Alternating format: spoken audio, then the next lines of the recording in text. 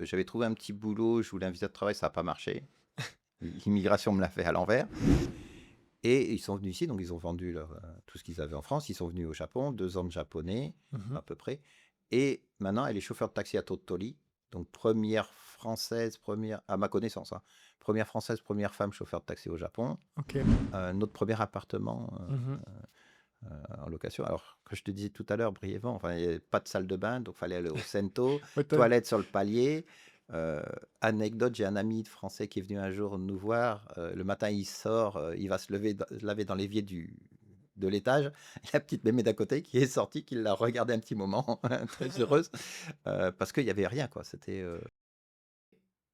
Vu que tu es fixe, tu dois gérer toutes les pensées.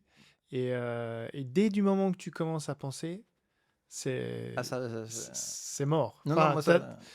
tu peux... C'est la catastrophe. Voilà, c'est... Je le vis en ce moment, puisque moi, j'ai toujours ce défaut, c'est que quand je tire, mon arc tourne pas. Une carte, tu peux jouer qu'une fois. Une fois que tu l'as jouée, c'est fini. Si tu la joues au mauvais timing, ça peut être dommage. Surtout Hmm. si tu commences par le PVT pour ensuite faire un visa étudiant. Dans les deux cas, tu dépenses l'argent. Mhm. euh, et tu perds une chance d'avoir plus de temps avec des compétences pour trouver du travail. Mais ça changeait rien pour nous. Mais se marier juste pour rester, Ouais, là, c'est c'est jamais... dangereux. C'est dangereux au cas où il y a des enfants. Je veux dire, Mhm. tu es marié à une japonaise, tu te disputes, tu divorces, c'est une vie d'adulte, tu gères.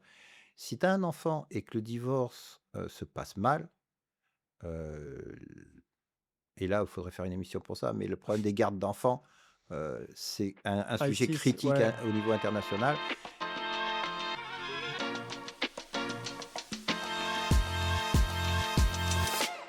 Bienvenue dans nos vies au Japon. Je suis Sébastien Ricci, architecte d'intérieur basé à Osaka, et je vous emmène à la rencontre de parcours uniques au Japon. Maintenant, place à l'épisode. Ça nous évite de parler comme ça. Ouais. Tu vois, là, tu m'entends pas. Donc, ça m'évite de faire beaucoup de travail. Et moi, ce que je trouve aussi intéressant avec le casque, alors moi, ça permet de me corriger, d'éviter de faire des... Et puis, deuxièmement, ça nous met dans une bulle d'une certaine façon. Que là, il y a plus que toi et moi. Toi, moi, ouais. Ouais, il n'y a pas Et de. non, il y a pas de cadreur, de monteur, de, de caméraman et d'éclairagiste pour ce Oh studio. bah, je suis déçu quand même. Pas encore, peut-être un jour. Peut-être un jour. C'est avec France Travail. Apparemment, j'ai la cote parce que bon, je blague un peu naturellement. Même si, en fait, je suis très timide, mais personne ne me croit. Et bon, je fais toujours, pas le clown parce que c'est un truc sérieux, mais elle m'aime bien, donc ouais, ça passe bien avec France Travail. Bah, tu me parleras un peu de ça. Ouais, Parce que c'est vrai que ce qui est intéressant dans cet épisode avec toi, Jean-Jacques, c'est que bon, tu as plusieurs casquettes. Tu es entrepreneur depuis très longtemps au Japon, pas mal d'années. ouais. J'ai commencé je suis arrivé en 95, j'ai fait 2 ans de japonais. Après, j'avais trouvé un petit boulot, je voulais un visa de travail, ça n'a pas marché. L'immigration me l'a fait à l'envers. Et après, j'ai pris un visa culturel. Donc, je suis revenu en tourisme, j'ai pris un visa culturel Ok. pendant 1 an à peu près. Et puis, finalement, avec mon épouse, on a décidé de créer une société, enfin, de pouvoir travailler ensemble.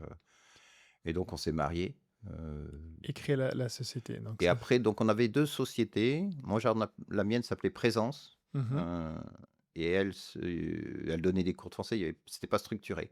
Puis, il a fallu lui faire son site internet. Donc, on a choisi Agifrance. Le A, c'est pratique. Donc, Mhm. Akiko Jean-Jacques France, en fait. Ah, ok. Maintenant, maintenant, j'ai Et, l'histoire. et Agi, bon, c'est vrai que ça fait penser au goût, sauf qu'en japonais, ça fait Eige, donc ça marche plus. Donc, ça fait, voilà.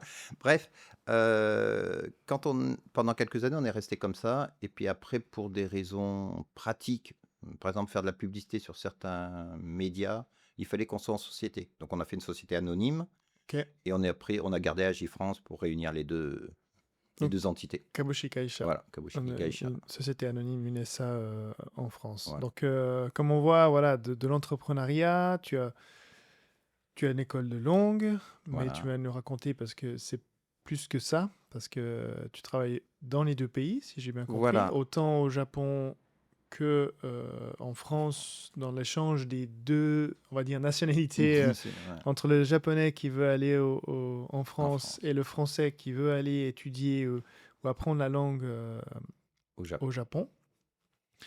Et puis voilà, ça m'intéresse de comprendre un petit peu quels sont tes grands apprentissages en tant qu'entrepreneur au Japon ces plusieurs décennies. Comment on va peut-être aussi un petit peu explorer, bah, tu as beaucoup d'anecdotes parce qu'en ayant accompagné beaucoup d'élèves ici, ça m'intéresse de voir un petit peu, bah, peut-être voir qu'est-ce que tu conseilles avant d'arriver, qu'est-ce que tu conseilles, euh, qu'est-ce qui se passe quand tu accompagnes les gens ici au Japon. Et là, je pense on en a pour un bon moment. Ouais, t'as prévu des pizzas? Non, non, j'ai pas prévu de pizza. La seule chose qui peut nous faire finaliser l'épisode, c'est d'aller manger parce que On n'aura on va pas, d'accord. bien finir par avoir faim. Après, voilà, y a pas, si on doit refaire un épisode pour des choses plus pointues ou s'il y a des gens qui ont des remarques et des commentaires à nous mettre, ah, j'aimerais bien avoir un peu plus de détails sur ça, voilà, si tu es d'accord, Maintenant, je on connais le pourra. chemin, donc quand tu Voilà, voudras. maintenant c'est bon, tu te perdras plus de fois.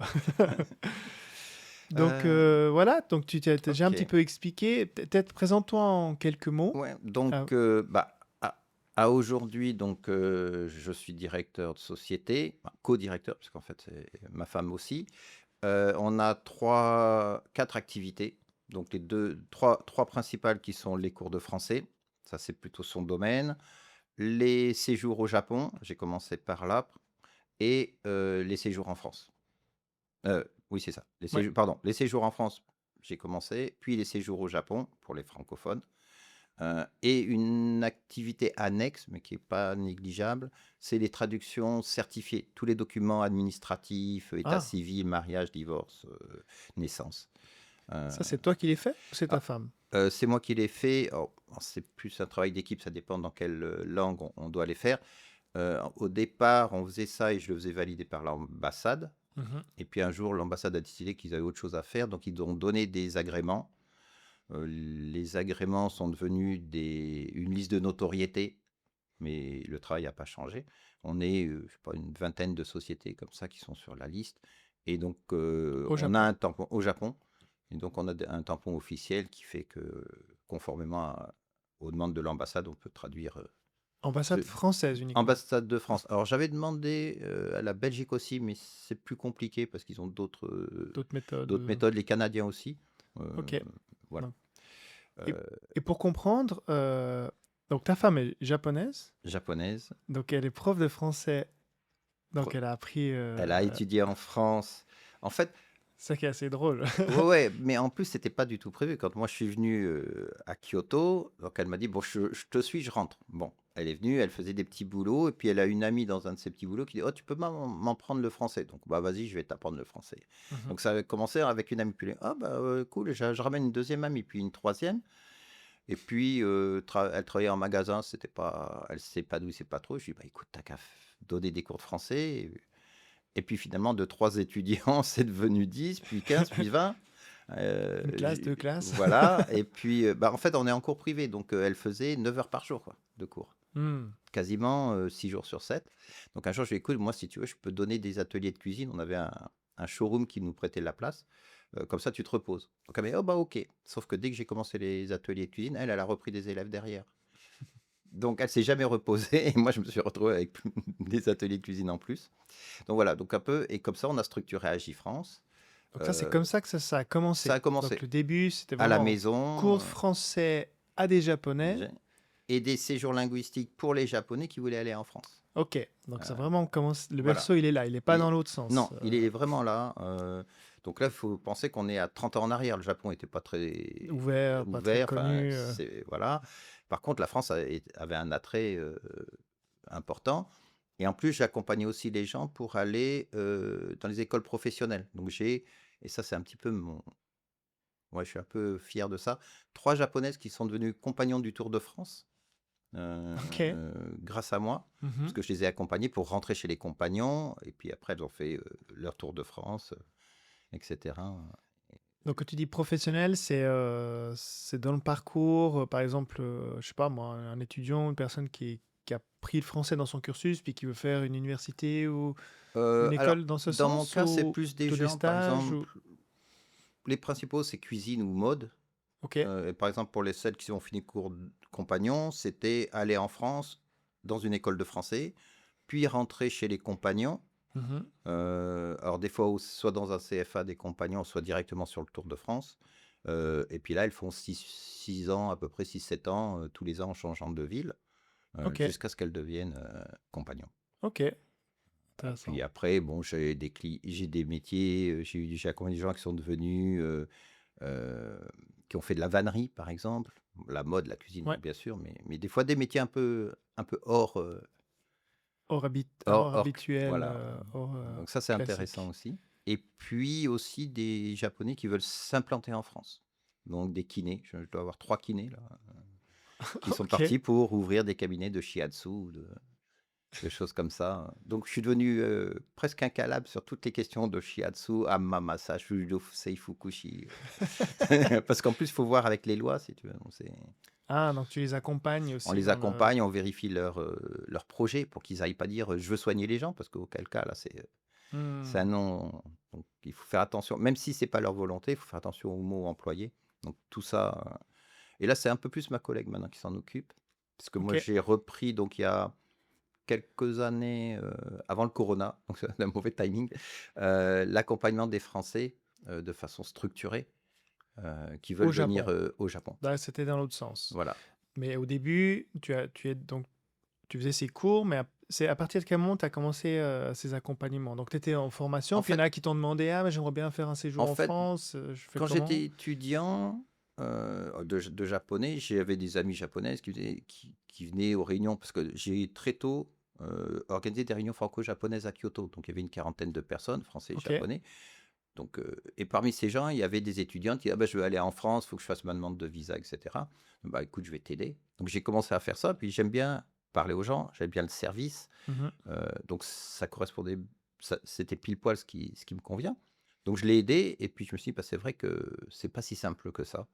Euh, et donc bah, j'ai eu l'occasion d'aider 2 3 personnes, puis de structurer ça, de mettre en place un site. Du coup, un service, un Voilà, un forfait service. ou une manière de... Voilà. Et petit à petit, voilà, d'accompagner les Japonais.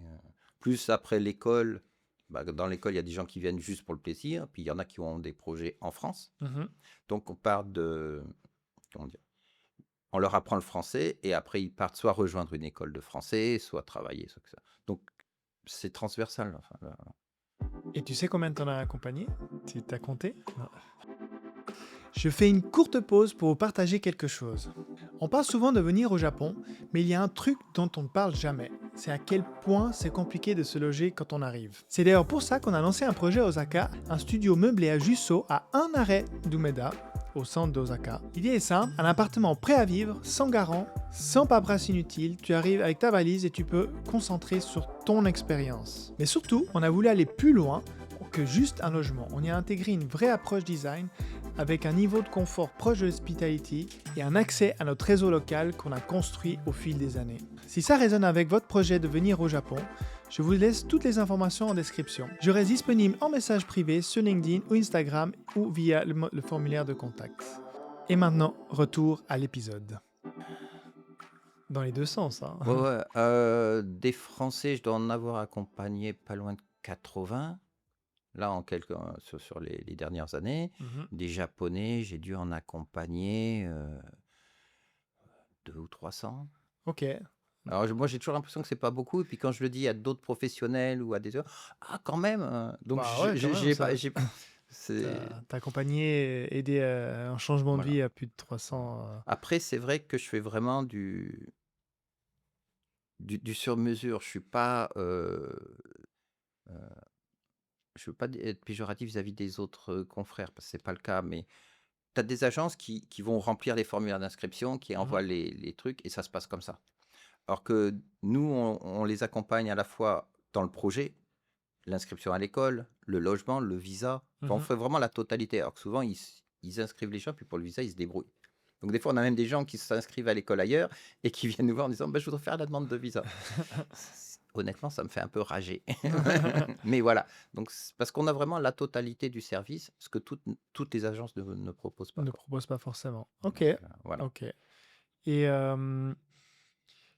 et du coup, donc là, en termes de temporalité, c'est à partir de quel moment où vous avez décidé vraiment d'agrandir, de changer? Donc tu parlais un petit peu au début, donc que tu avais ta femme qui donnait ses 9 heures de cours par jour. Toi, tu commences à donner des cours de cuisine, mais dans quel sens? Alors en fait, moi, faut que je te décrive comment je travaillais au début. On était dans un vieil appartement, pas de salle de bain, donc on allait au Cento, toilettes sur le palier et 2 salles de tatami, l'une derrière l'autre.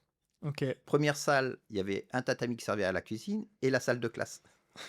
Et l'autre, c'était là où il y avait mon bureau, donc en gros, une planche en bois avec un ordinateur posé dessus. OK.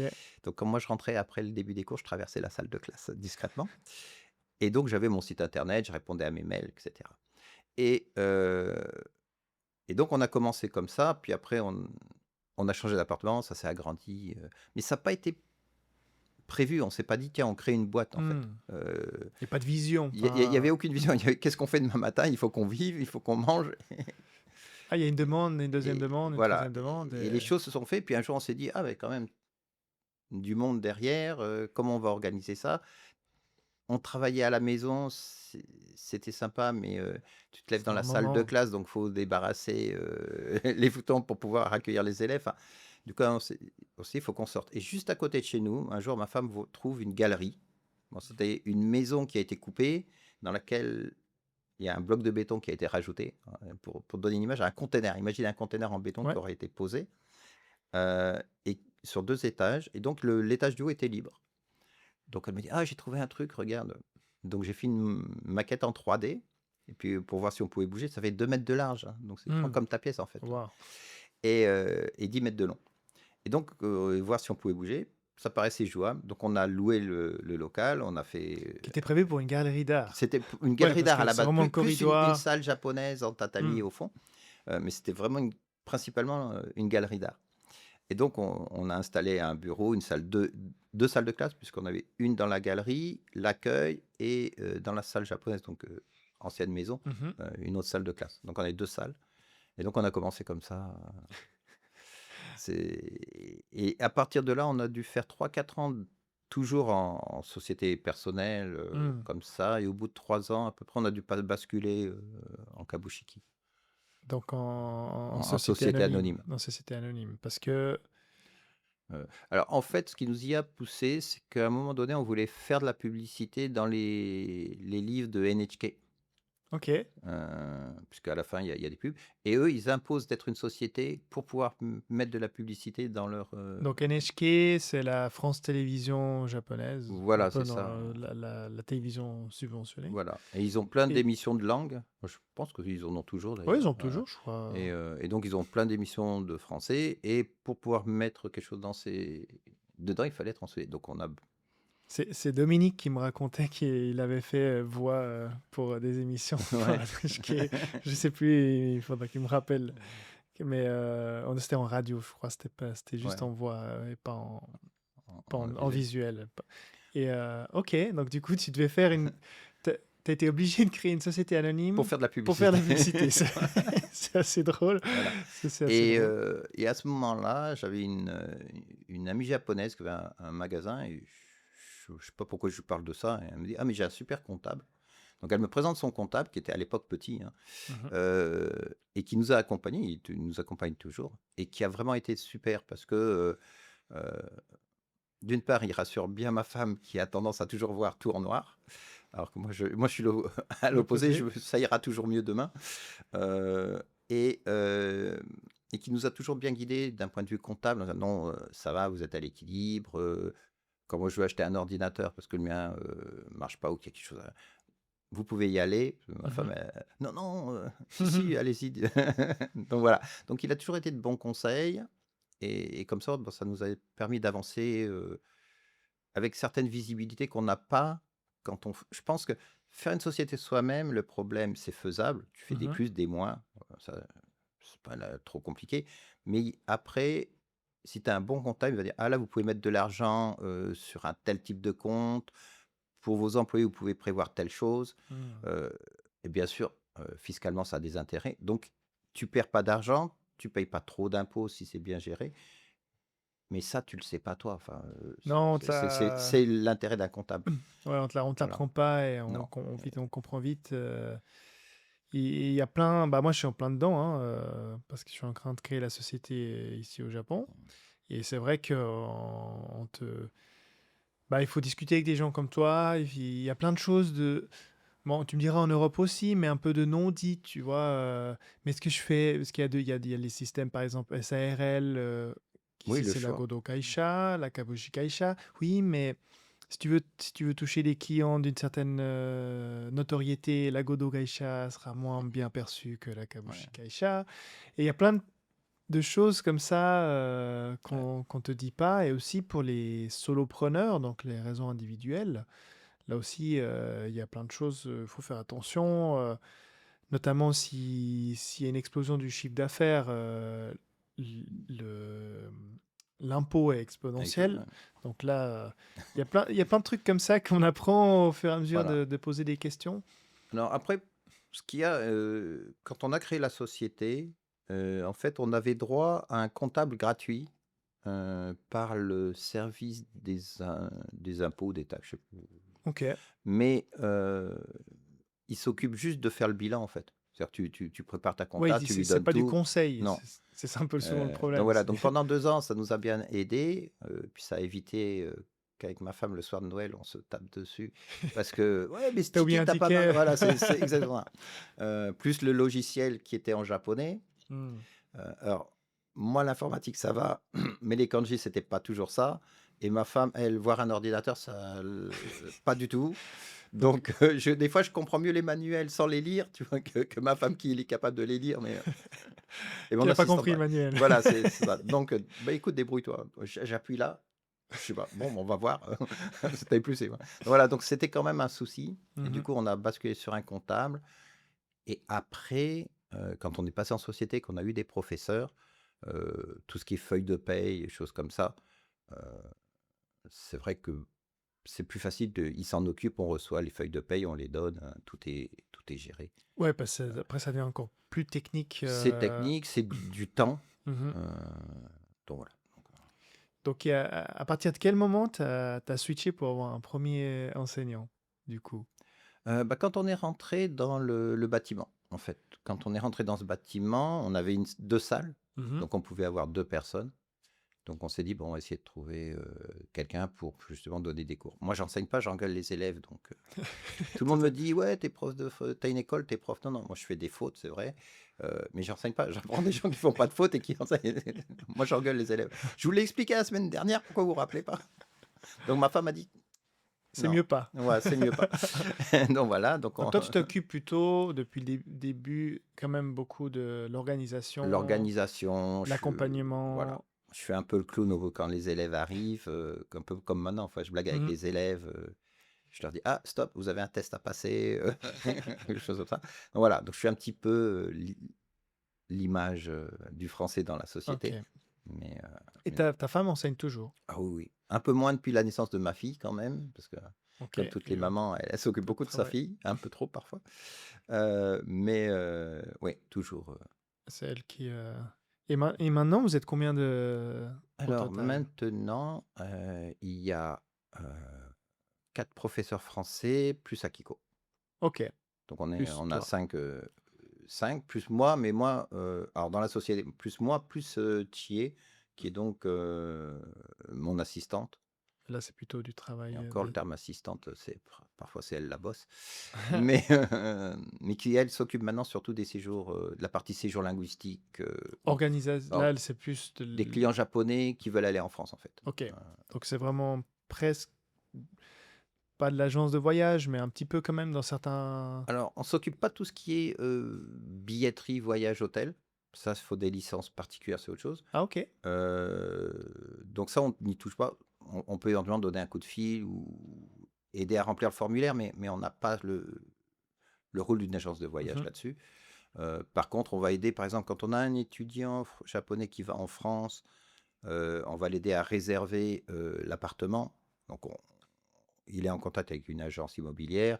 On l'aide à remplir les formulaires, fournir les documents. Mhm. Hier, par exemple, on l'aidait à valider un dossier de garant. Donc, Mhm. il y a des sociétés de garant, comme au Japon, ça existe aussi. Et donc, mais bon, c'est pas toujours évident à faire. Donc voilà, on les accompagne, vous mettez ça là. Et puis, il y a aussi la procédure Campus France, procédure CEF, pour tous les étudiants adultes qui veulent aller en France. Donc, il faut passer par un organisme de l'État, enfin qui est Ok. qui est rattaché à l'ambassade. Quand ça a été mis en place avec ma collègue, on s'est dit, bon, là, ça y est, c'est foutu le boulot. On va en avoir moins. Et finalement, on en a presque plus parce que c'est pas toujours d'une grande évidence à gérer. Donc, les gens nous demandent de les aider à remplir les dossiers en ligne, Mhm. à fournir les documents. C'est ouais, parce qu'ils ils ont ouvert un service, mais c'est pas un accompagnement. C'est Donc il y a pas une un petite nuance. accompagnement. Ils sont censés accompagner, mais, c- C'est pas mais c'est forcément pas le un temps non accompagnement plus. dans le sens d'une agence. Et il n'y a pas le même conseil que nous. Mhm.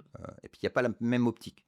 Bien sûr. Moi, mon point, c'est qu'est-ce que veut faire l'étudiant en France? Quelle est l'école qui lui convient? Mhm. Et éventuellement, pouvoir faire quoi après? Alors que Campus France, eux, leur rôle, c'est d'accompagner les gens qui vont dans un circuit officiel, donc avec des écoles qui sont sous label. Mhm. Sauf que c'est pas une obligation d'aller dans une école avec le label. Et de temps en temps, effectivement, j'ai des désaccords là-dessus, parce que moi, l'école où j'envoie mes gens, elle est bien, avec ou sans label. Hmm. Donc voilà, donc Passe à des bons retours, passe à des bonnes oui, il y a des bons expériences. retours parce elle correspond, parce qu'elle est dans la région où il faut, parce que... Et Donc plusieurs voilà. paramètres. Parce que pour bien comprendre, moi j'ai fait, bon il y a plus de 10 ans maintenant, j'ai fait un voyage à Hawaï où j'ai appris l'anglais. Et j'avais utilisé, c'est comme tu disais, c'est ça un peu la limite entre agence de voyage et la plus grande qui est connue, c'est ETF, EF, EF. Est-ce que tu fonctionnes un peu dans ce principe-là? Parce que moi, je me souviens, j'avais le catalogue, on dit, voilà, tu vas apprendre l'anglais. Ok, tu vas aller où? Bon, tu regardes, tu as l'Australie, l'Angleterre, et puis tu choisis où tu veux. Puis on te dit, voilà, il y a 3 écoles que nous, on reconnaît. Alors, l'agence que j'avais, c'était la différence. EF, ils ont leurs propres écoles ou leur propre oui, système. Moi j'étais dans une agence qui était open. C'est-à-dire, ils avaient juste des agréments avec des oui, donc écoles, 3 ou 4 écoles à Honolulu, par exemple. Et je le choisissais. Puis l'école, avec l'agent et l'école, on pouvait choisir le logement, la typologie de logement. Si c'était family ou si c'était appartement individuel, etc., etc. C'est un peu dans cette approche-là ou encore un petit peu différent. Tu es encore dans un schéma un petit peu un différent. petit peu différent parce que, en fait, à la base, c'est un peu pareil. Le client vient nous voir, me dit, je veux aller en France, juste pour apprendre le français ou parce Ou qu'il veut autre. aller, par exemple, dans une école professionnelle après. Mhm. Donc, bon, en fonction de ça, on lui présente des écoles. On couvre à peu près toute la France, Mhm. voire même dans des villages complètement perdus. Mais, et donc, en fonction de son projet, on lui présente des écoles. Et pour le logement, parfois, effectivement, tout ce qui est homestay, les écoles le gèrent. Mais tout ce qui est logement, souvent, c'est pas le cas. Donc, soit on contacte des logements étudiants, Hmm. des Groupement, groupes, j'en ai plus en tête, mais des groupes type share d'étudiants. house ou des choses comme ça ou pas Style, forcément? non, genre Léo Palace, si tu veux, mais pour les Ah, étudiants, donc c'est résidence étudiants, ouais, on va dire de la location meublée voilà, pour étudiants. pour étudiants. Mais c'est pas très pratique quand tu es japonais au Japon pour t'y inscrire. Donc en Hmm. général, on- euh, je contacte ces organismes proches de l'école et on négocie pour réserver un appartement euh, dans ces Avec eux. résidences avec eux. Ou des studios, mais ça dépend où en France. On a des partenaires agences immobilières et qui nous envoient une sélection. Et à partir de là, on réserve et on accompagne l'étudiant pour réserver Dans leur dans appartement. leur appartement et on fait le lien avec le propriétaire. Souvent, l'agence, une fois que le contrat est conclu, elle n'intervient plus. nous, ce qu'on fait, c'est qu'on va accompagner dans le contact avec le propriétaire pour l'entrée dans les lieux, le rendez-vous pour les clés, etc. Ok.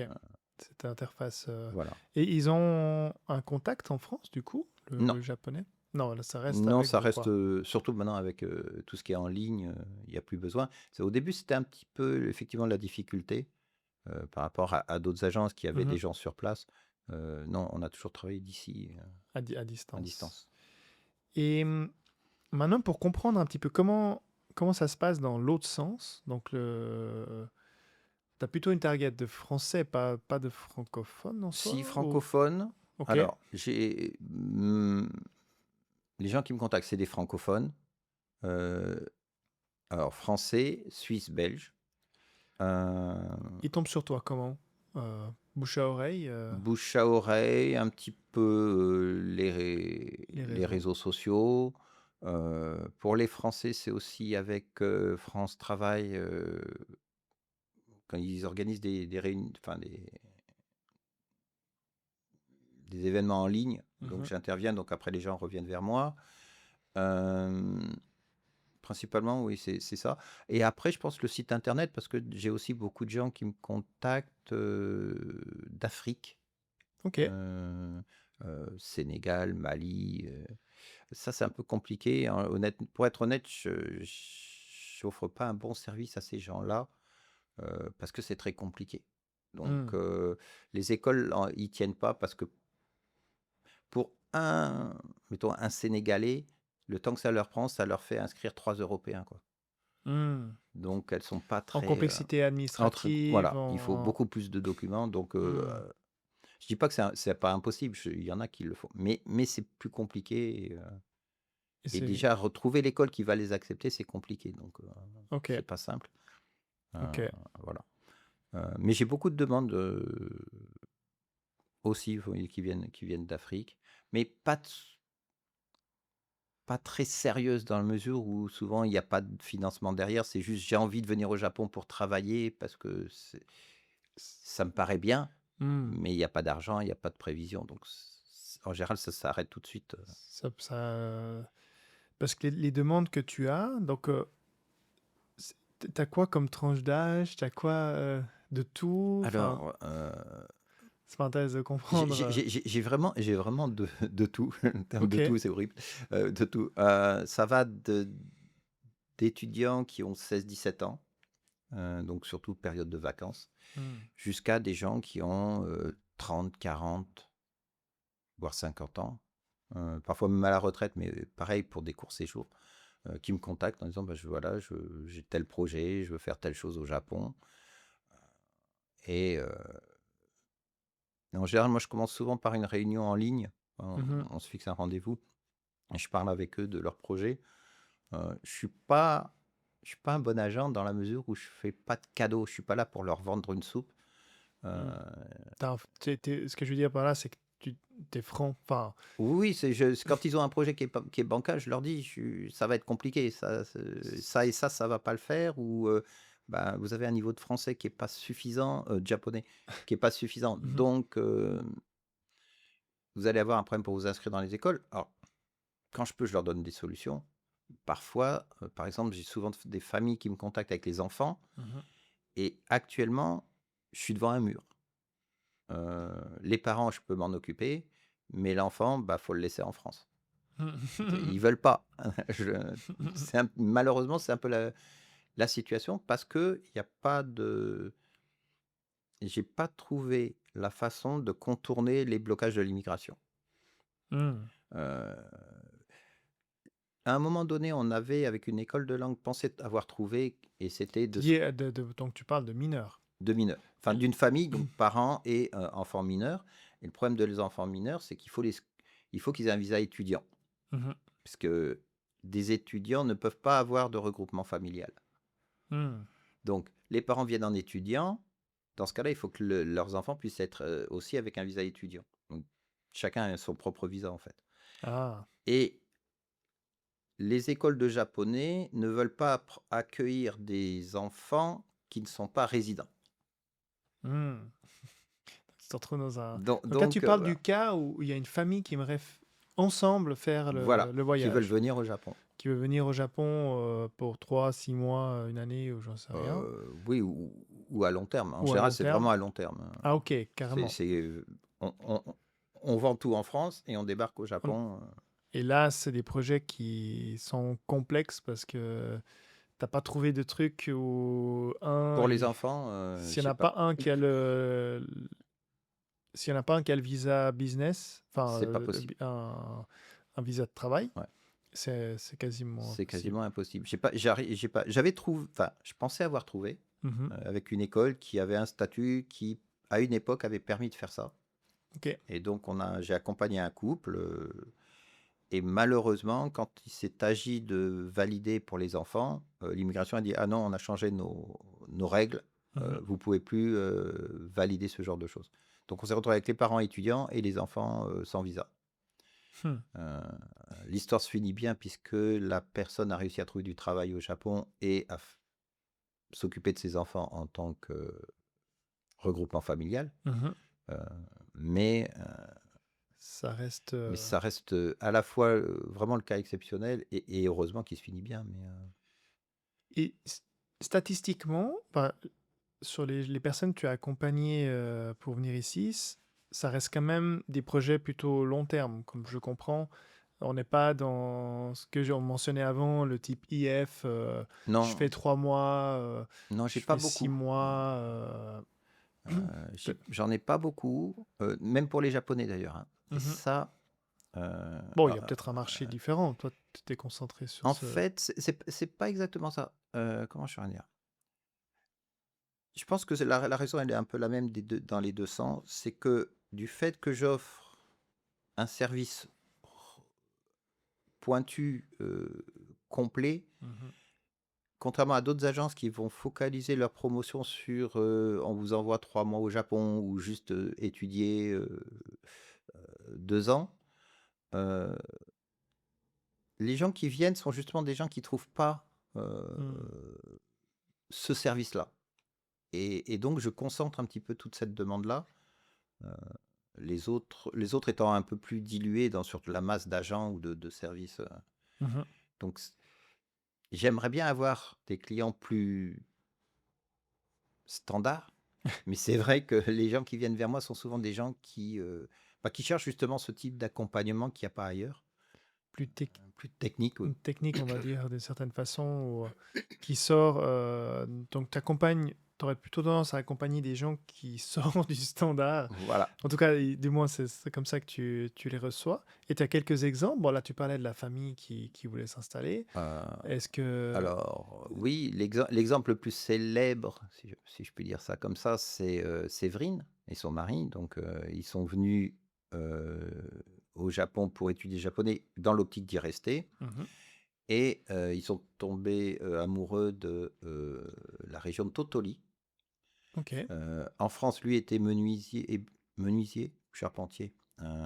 Et elle était chauffeur de taxi, elle a sa société. Et ils sont venus ici, donc ils ont vendu tout ce qu'ils avaient en France. Ils sont venus au Japon, 2 ans de japonais Mhm. à peu près. Et maintenant, elle est chauffeur de taxi à Totoli. Donc première française, à ma connaissance, hein, première française, première femme chauffeur de taxi au Japon. Ok. Première femme française chauffeur de taxi au Japon. Et lui avait trouvé un travail pareil dans la Je- construction. euh, Et c'est où, Totoli? alors, Totoli, la région. La région. Tu prends Kyoto, tu remontes et c'est sur la gauche. Ok. Mais c'est quoi, 1 heure de train de Kyoto, quelque Non, chose comme alors c'est pas ça? très pratique d'y aller. Je pense qu'il faut compter 1h30, 2 heures en bus, quelque chose comme ça. Ok. Ok. Juste pour Je comprendre. crois, une des régions les plus désertiques du Japon. Désertée ou désertique du Japon. En tout Et cas. par contre, elle est très connue justement pour son désert. Il y a un désert de sable, une grande, Ok. qui est connu. Il y a des chameaux où tu peux faire. Ok. Voilà. J'avais entendu parler, mais je savais pas que Et, c'était là-bas. et donc voilà. Alors ne me demande pas le nom de la ville parce que je me rappelle jamais, mais donc elle est. Donc, un couple. Voilà, ils se sont Qui installés là-bas. Il y a une douzaine de Français à peu près. Il y a un Français qui a ouvert une petite école aussi de japonais. Ok. Euh, alors pareil, dans l'optique d'accueillir des gens sur des programmes courts, donc soit des PVT, soit des Hmm. touristes, avec qui je.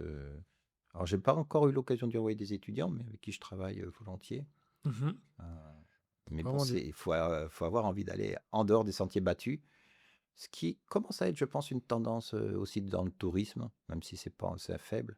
Mhm. Euh, Bah, en tout mais cas, il y a une tendance qui fascine. Bah, déjà, le Japon fascine de plus en plus, on le voit, on le sait.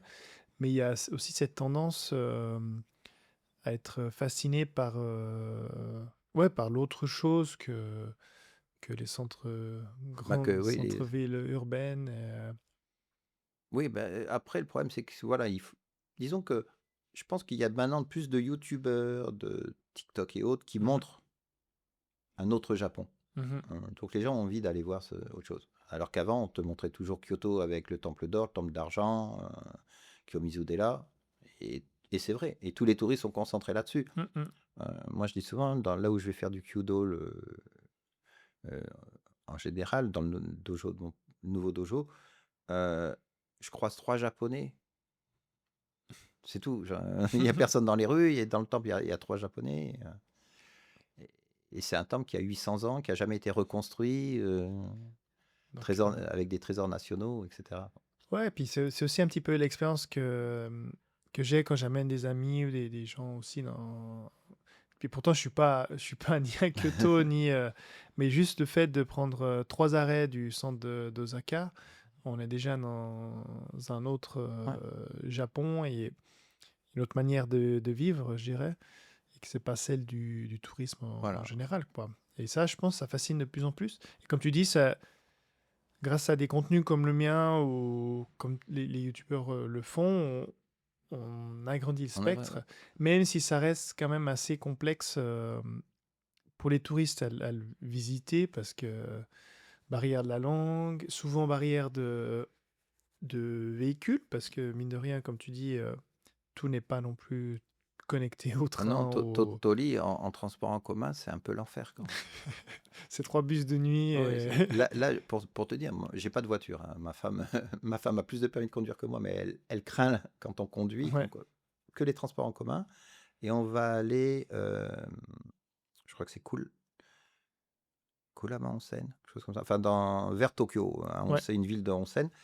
On prend un bus pendant une nuit, quoi, pour y aller. ouais. Donc c'est pas, c'est pas, voilà, c'est pas tout C'est voilà. aisé et facile, surtout quand on roule dans l'autre sens, donc ça peut créer Oui, d'autres stress. Donc c'est, ok, c'est intéressant comme tu accompagnes ces personnes. Bah, j'aurais pu être en fait un client t'aurais à pu. toi, ouais, parce Je qu'on a te, je aussi te bien facturerai galéré. des frais pour pas avoir été un client. Mon service est gratuit pour mes clients. Les Pour les... autres, je les facture. les autres, tu les factures. Bon, ouais, voilà, c'est vrai que avec ma femme qui est japonaise, heureusement, si ma femme n'était pas japonaise, c'est un projet un peu, C'est compliqué. qui Après, aurait été. ça m'arrive d'accompagner des Français mariés à des Japonaises, justement, parce que bah, c'est plus simple, mais c'est souvent sur le choix de l'école, en fonction de là où ils veulent habiter, Mhm, etc. mhm. Euh, Mais c'est vrai que ça aurait un service que je pense que j'aurais clairement pris. Déjà pour libérer un peu de la charge mentale à ma femme, accessoirement, parce que c'était quand même ah, un ça gros occupe, ouais. job pour elle. Et pour moi, peut-être de trouver aussi une école qui fonctionne plus avec les recherches que j'avais fait à l'époque. Et après, ici, c'est vrai que nous, on avait encore la chance, c'est qu'on est venu habiter à côté de mes beaux-parents. Et c'est ma belle-mère qui a fait, elle nous a aidés à trouver l'appartement, à être garante, et tous ces points qui peuvent être un blocage quand tu es depuis l'étranger, quoi. Ouais. Moi, ma famille est de Hokkaido. Enfin, ma belle famille est de Hokkaido. Donc, on a débarqué à Kyoto. Ma famille et moi, on est aussi étrangers l'un que l'autre, quasi. Et, premier mois, on, on était dans une share house. Mhm. C'est long à dire. Et après, on avait trouvé quelqu'un, je sais plus comment, j'avais trouvé quelqu'un qui avait des appartements, enfin, qui louait des chambres. On avait été le voir et il m'avait dit, non, mais vous pouvez pas habiter ici, il y a que des Chinois, vous allez pas vous en sortir. Et il nous a trouvé notre premier appartement Mhm. en location. Alors, que je te disais tout à l'heure brièvement, enfin, il n'y avait pas de salle de bain, donc il fallait aller au Sento, Ouais, toilette sur le palier. Anecdote, j'ai un ami français qui est venu un jour nous voir. Le matin, il sort, il va se laver dans l'évier de l'étage, la petite mémé d'à côté qui est sortie, qui l'a regardé un petit moment, très heureuse, parce qu'il y avait rien, quoi. C'était vraiment folklorique et donc on avait mis l'école là-dedans, quoi, les premiers C'est cours, marrant. ouais, Et ouais. pourquoi l'idée Kyoto? De- En fait, à l'époque, maintenant, moins, mais à l'époque, il fallait vraiment avoir un garant au Japon. Et j'avais une correspondante, son mari était prof d'italien, japonais, mais prof d'italien à Kyoto. Donc, elle habitait Kyoto et elle avait accepté d'être ma garante. Ok, L'école que j'avais vue à Hokkaido m'avait pas emballé. Les réponses n'étaient pas cool. Et Kyoto avait bien répondu. Et donc, j'ai décidé de venir à Kyoto. En plus, le côté traditionnel du Japon me plaisait, mhm. m'attirait bien. Donc, va pour Autant aller Kyoto. pour, au berceau que... Voilà. Alors après, c'est vrai qu'avec toutes les années passantes, des fois, je me dis, ah, Tokyo aurait eu d'autres avantages, mais j'ai pas de regret d'être venu à Kyoto. Et ta femme non plus? Ou je sais pas. Non, non, ma femme, elle est bien ici. Elle a pas Donc c'est elle de qui t'a regrets. rejoint, c'est elle qui C'est elle t'a qui m'a rejoint rejoint, ouais. Ouais, ouais. Alors, d'Hokkaido. ouais, moi, je m'étais dit, chouette, à moi, les petites japonaises, je vais trouver une charmante jeune japonaise, riche, belle et tout. Et ben non, ça a pas. Mes plans sont tombés à l'eau. Elle m'a pas laissé tout seul. Non, en fait, D'Hokkaido. j'étais juste. La share house que j'avais trouvé était juste à côté d'un lycée de jeunes filles. Donc, j'avais un patron. Enfin, je travaillais Mhm. dans une société japonaise et un patron des États-Unis était de passage. Ah, le Japon, c'est dur, c'est cher et tout. Je dis, c'est pas grave. Je vais trouver, je vais trouver à me marier sur place. Ça avait bien fait rire. C'est pas toujours facile avec les Japonais et l'humour français. J'ai un Ah peu de mal. non, Ouais. Souvent, il faut que j'explique.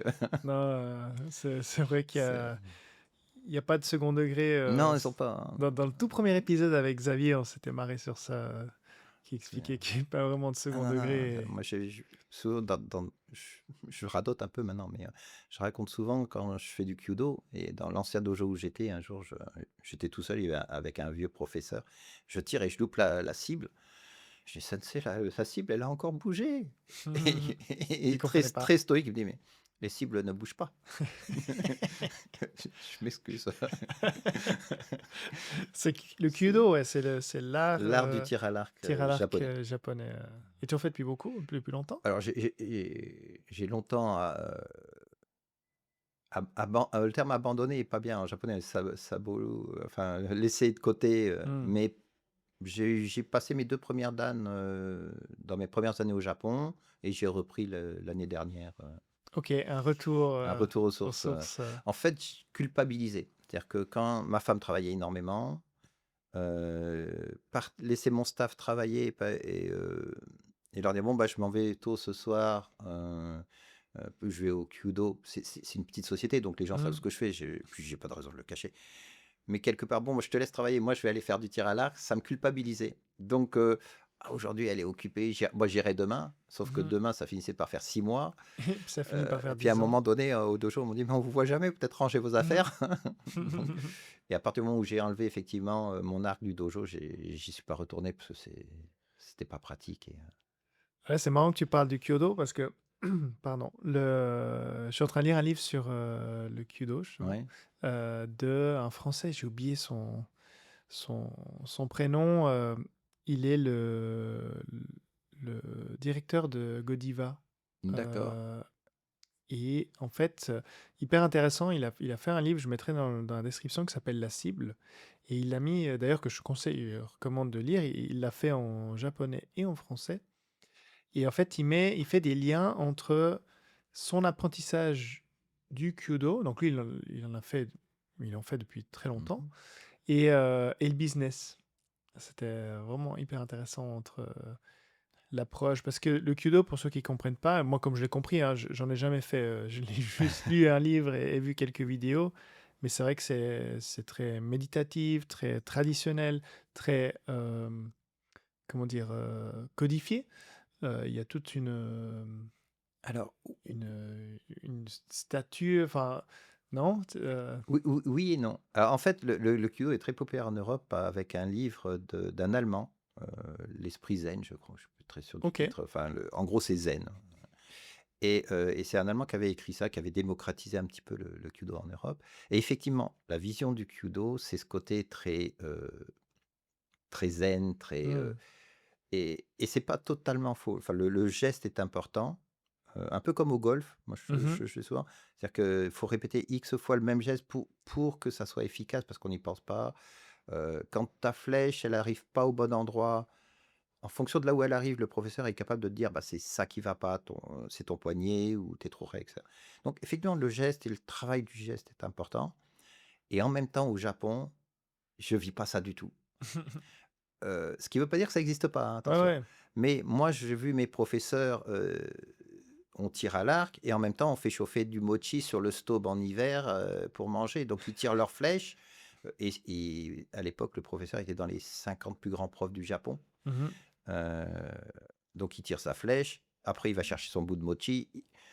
C'est pas du tout l'image du zen Ah que ouais, tu vois dans ce le sens-là, ouais. c'est en tir, souvent tu vois l'image des gens qui tirent au kyudo en hakama. Dans mes dojos, celui d'avant et celui de maintenant, je tire comme j'arrive, je tire comme ça, quoi. Ok, ouais, Je mets alors pas on de n'a pas la hakama, même j'ai pas image. je mets le hakama que si je suis dans une cérémonie ou à un examen. Donc il y a pas Ça n'a pas il y a cette jusqu'à... double image, si Ouais, tu veux. compris. Les Européens ont toujours tendance à montrer le beau côté, enfin le beau côté, le côté très Extrême japonais, voilà. ou... Alors que dans la pratique courante, on est beaucoup plus, enfin ça dépend des dojos aussi, mais on peut être beaucoup plus relax.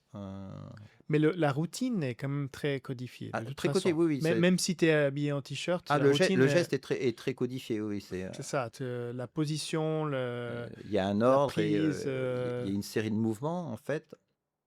Je ne parlerai pas de kata par rapport à d'autres arts martiaux, parce que il y en a qu'un. S'il y en Mhm, avait, il y en aurait qu'un. Mais effectivement, il y a une procédure. Quand tu montes, en général, on dit que tu dois attendre 3 secondes entre chaque étape, et mhm. puis à peu près 5 secondes quand tu dois tirer la flèche. Et en fur et à mesure, tu vas avoir la respiration entre un débutant et un 2, 3, 4, 5e dan, tu vas avoir la respiration, tu vas avoir d'autres choses. Ouais, le golf ressemble un petit peu à ça, dans le sens que... où bon, méditatif, c'est un petit peu extrême, mais le fait que tu dois gérer, vu que tu es fixe, tu dois gérer toutes les pensées. Et dès du moment que tu commences à penser, Ah, c'est ça, c'est mort. non, non, Enfin, moi, ça, tu peux... c'est la catastrophe. Voilà, Je le vis en ce moment, puisque bon, j'ai toujours ce défaut, c'est que quand je tire, mon arc tourne pas.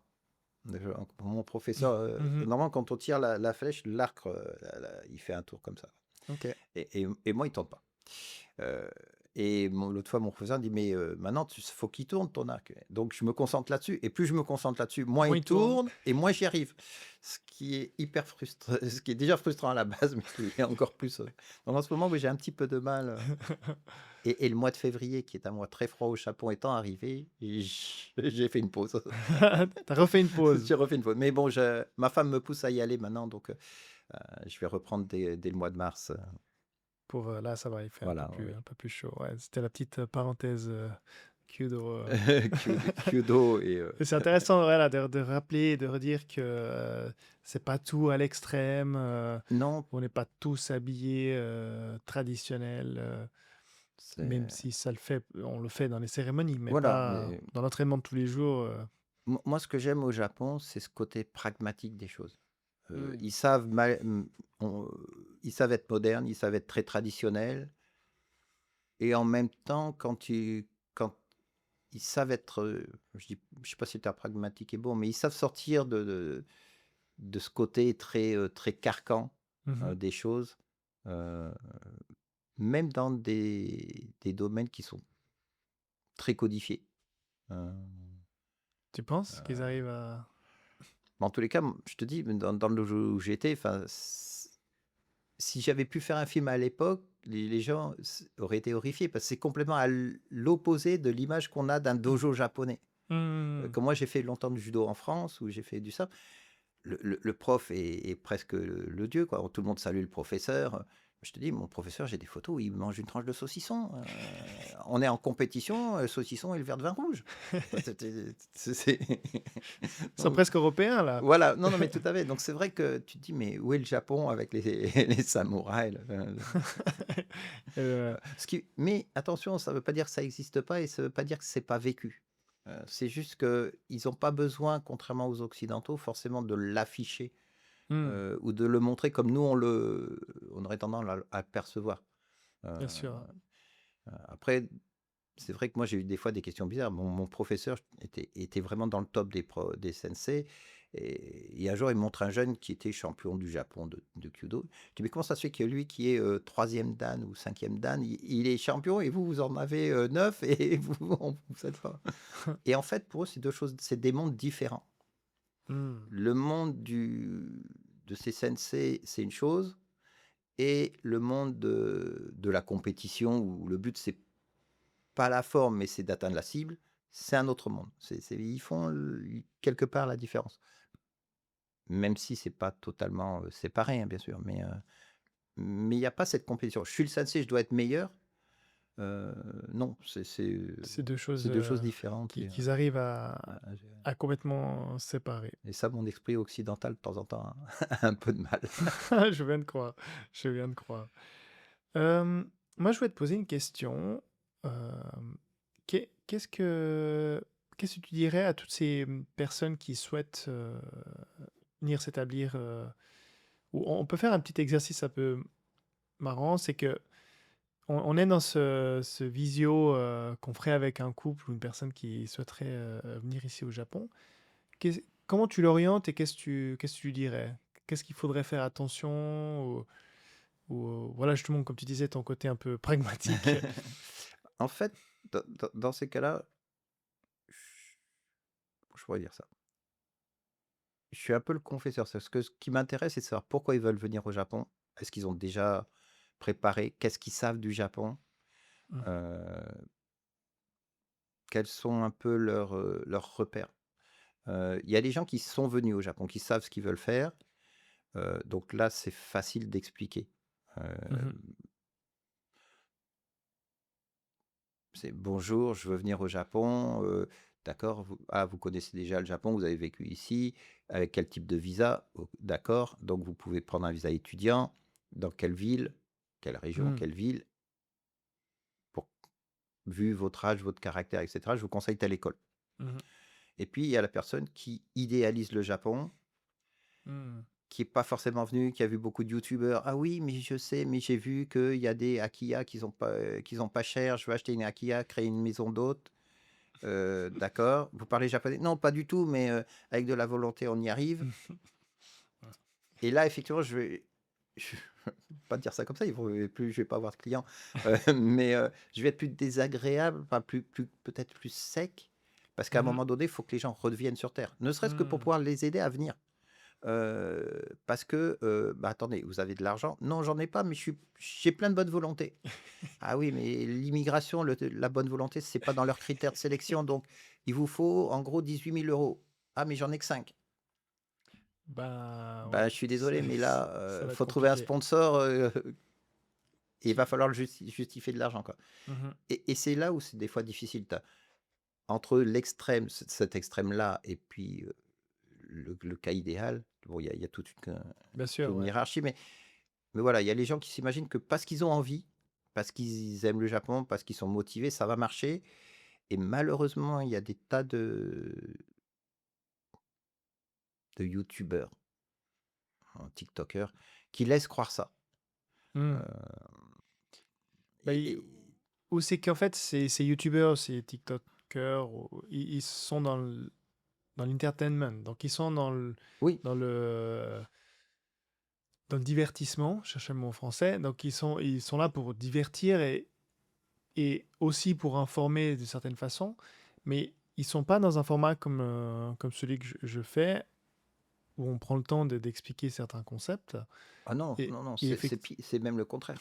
C'est-à-dire ouais, c'est ça, qu'en 30 secondes, ils te font croire que les Akiya, c'est facile, que tu as des villes qui accueillent ah les ouais. étrangers, et qui leur donnent, le logement, le visa et cetera, et dans les 33 dernières secondes, te mettent du conditionnel.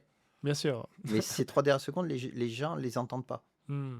Et comme l'algorithme va te proposer 1 million de fois Et surtout à 1000. moi qui suis surtout sur les réseaux, et au bout d'un moment, je suis un peu Ouais, bah, je comprends, je comprends. C'est mais vrai que c'est pas un projet comme ça, simple, et ceux qu'on voit qui proposent ce genre de contenu, c'est euh, c'est des gens qui ont déjà pas mal d'années, pas toujours, mais à part le voyageur, je parle pas du youtubeur voyageur, mais le youtubeur qui habite ici, ils ont déjà certains comme un certain bagage, tu vois, ou pas forcément, tu me diras. Mais moi, je suis dans l'architecture d'intérieur, donc en plus de ça, moi, je vois les choses. Enfin, je veux dire, si je vois une vieille maison, je sais ce que ça veut dire.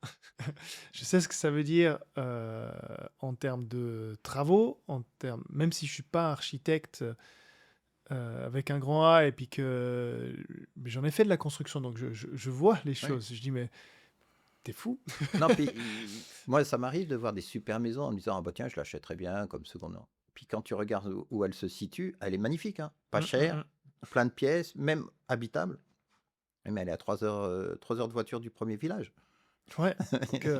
Donc, Donc, même faire venir des gens, c'est pas possible. Tu peux pas avoir des clients qui vont. Enfin, pas de façon viable en termes mm. d'entreprise si tu es trop loin de tout. Donc Mm. voilà, donc ça, c'est la difficulté. Trop loin, et l'État, surtout. Alors, Qu'est-ce que mais, ça veut dire en termes de travaux? voilà. Mais des fois, elles sont en bon état. Mm. Bon état, mais tellement perdues dans la montagne. Il y a une émission de télé japonaise d'ailleurs, comme ça, je sais pas si tu as eu l'occasion de la Oui, voir, j'ai déjà vu où ils cherchent où sur ils cherchent sur Google Google Maps. des... Bah, c'est un peu ça, les Ouais, Aki. Alors, c'est vrai, bon, Akia, les gens qui savent pas, donc c'est maison abandonnée.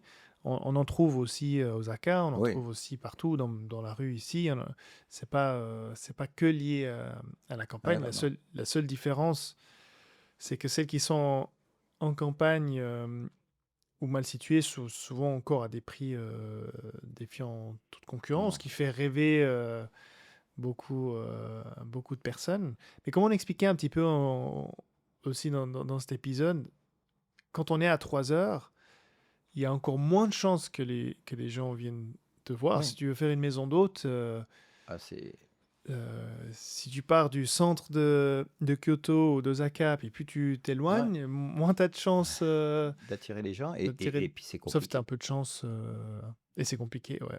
C'est compliqué. Même si tu vas les chercher, je veux dire, en termes de coût, il faut un véhicule qui accueille, qui puisse prendre tant de personnes. Mhm. En supposant qu'on ait le permis de conduire qui correspond, il faut aller les chercher, il faut les ramener. Bon, tout ça, c'est un coût, hein. Donc, c'est pas. Et puis, c'est bien d'aller dans une maison perdue dans la montagne, mais bon, quand tu auras passé 3 heures, Après, t'as... non, pour un touriste, c'est un peu. Puis qui t'a dit, ouais, bah, bon, ben, on veut bien aller au Combini, mais il faut une demi-heure. Allez, une demi-heure un retour. peu- Ah, bon. mais ça m'est arrivé, pour te dire, ma femme, on va souvent à Ishigaki, donc Mhm. à Okinawa, tout au bout. Et l'année dernière, ma femme n'était pas très bien, donc elle est restée couchée. Et il a fallu qu'on aille chercher à manger avec ma fille, donc on n'a pas de voiture. Ça nous a pris, en gros, 3 heures pour faire l'aller-retour pour acheter 2 sandwichs au Lawson, quoi. Et encore avec des bus fréquents. Hmm. On le refera plus, hein. Bon, voilà. Après, c'est pas non plus pour faire des Non. généralités. Il y a des projets qui ont abouti. Oui. Il y a des gens qui ont réussi. Mais comme tu veux dire, c'est d'essayer de filtrer le côté trop rêve du côté plus réaliste. Oui, c'est le manque d'information en fait. C'est pas que c'est irréalisable. Non, c'est que souvent quand c'est présenté, on donne pas le vrai cadre des gens. C'est-à-dire que Hmm. quand tu as mettons un Français, un couple franco-japonais, qui trouve une maison un peu excentrée. Si le mari, il travaille en IT, il vit à distance, il a une bonne connexion Internet, il peut vivre au fin fond de la campagne. Hmm. L'argent, il rentre. Si tu arrives au Japon sans bagage, sans quelque chose à vendre à distance, tu fais comment? Si ta femme, pareil, elle est dans la même situation, c'est pas possible. Hmm, hmm, hmm. Donc voilà, et souvent, Et c'est le même les cas en profits. France. Oui, bien Je veux dire, sûr. Bah, pas aller pas habiter besoin dans la d'aller, Lozère, y a pas besoin d'aller habiter à l'autre bout du monde, hein. ouais. Il suffit de N'importe où, oui, non mais n'importe où en Europe. Ce sera la même chose au Portugal ah ou oui, en bien sûr, c'est Espagne. pas. Et c'est là la difficulté, c'est que souvent les profils des gens qui sont présentés sont des gens qui peuvent vivre un peu en autarcie. Hmm. Quelqu'un qui travaille à distance, un écrivain, un peintre. Effectivement, ils n'ont pas besoin d'interaction directe avec des gens Mhm. ou d'aller au travail le matin. Donc ces gens-là peuvent se permettre d'habiter dans des petits villages, dans la campagne. Mais c'est pas le cas de 99% des gens qui ont envie de venir au Japon. Euh, Hmm. et c'est là où moi je suis hum, un peu critique avec certains youtubeurs. Il y en a qui sont très bien, mais il y en a qui te vendent que le rêve, parfois Sans, avec un guide à la fin. euh, sans la réalité. mais mais ça laisse croire aux gens que c'est possible alors que ça ne l'est pas. Hmm. Le Japon, c'est pas un pays facile pour venir.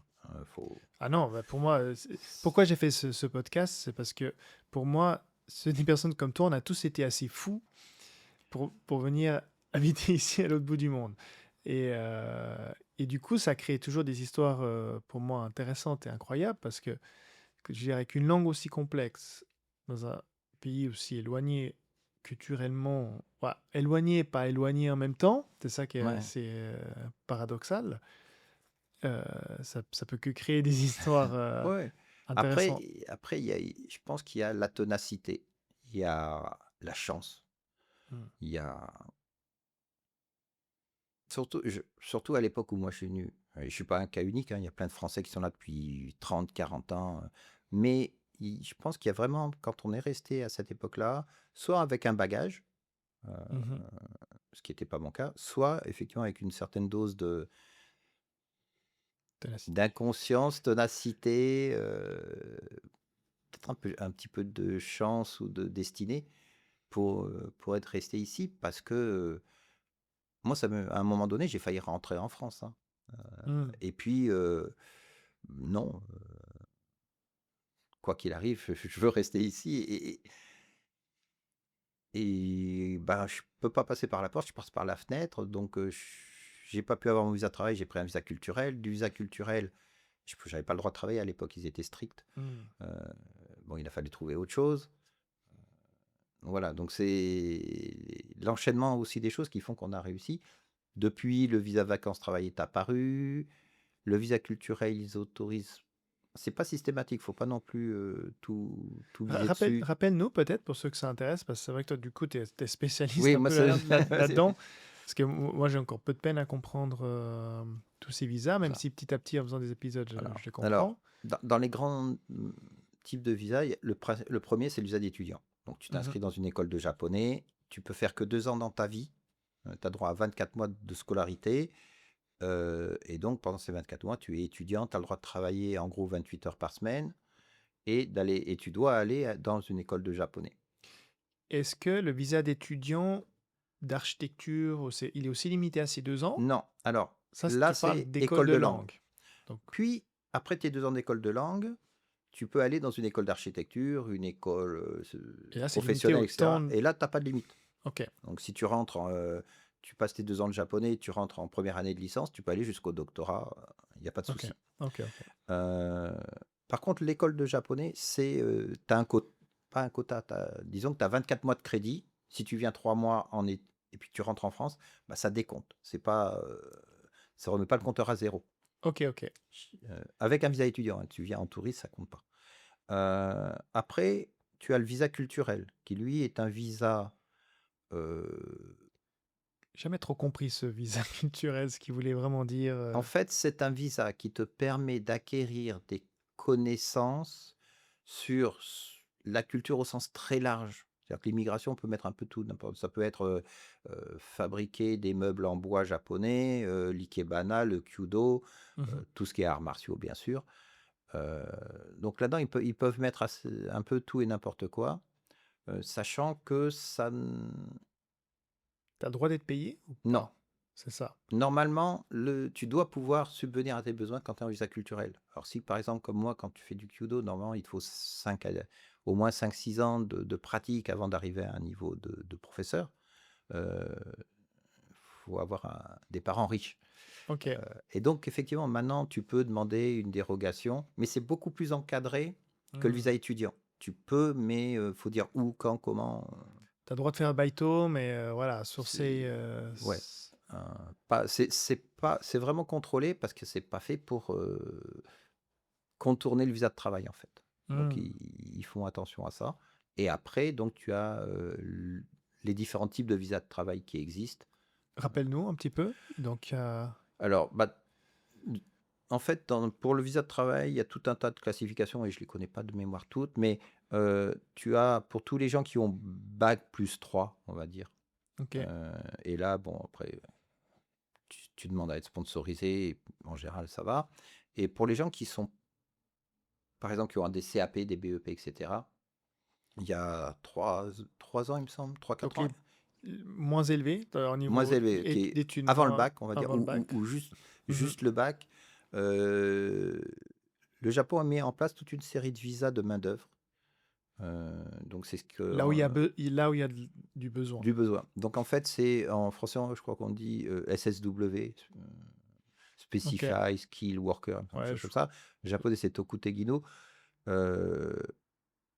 Et qui est fait, en fait, pour permettre à des sociétés de faire venir du personnel qui est censé parler un minimum japonais, passer un examen.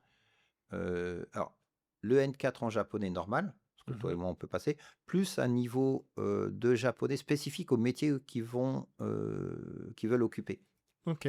Donc, il y a la cuisine, la restauration, taxi, enfin, tout ce qui est conduite, etc. Et donc, tu as 2 examens à passer. Et après, les sociétés qui sont inscrits sur un répertoire peuvent embaucher ce genre de gens. Mais tu es vraiment lié à l'entreprise. C'est-à-dire que si tu quittes l'entreprise, ton visa, il est plus Il valable. perd. Ok. Euh, Ok. voilà. Et il y a 2 catégories. La première, tu peux pas faire venir ta famille. Et la deuxième, tu peux faire venir ta famille. Hmm. Ah, ça, je savais pas qu'ils avaient Et sorti ces deux catégories. au départ, il y avait 2 catégories dans la deuxième partie. C'était, je crois, les chantiers navals et puis je sais plus quelle autre option. Et là, ils en ont rajouté. Maintenant, il y en a 11 aussi. Parce que comme les gens ne pouvaient pas venir avec leur famille, beaucoup voulaient pas, enfin, s'intéressaient pas à ce visa. Bah, tu m'étonnes. Donc ils ont quand même fait passer beaucoup de cas. Mais c'est pas un visa facile, surtout qu'on dit N4 en japonais.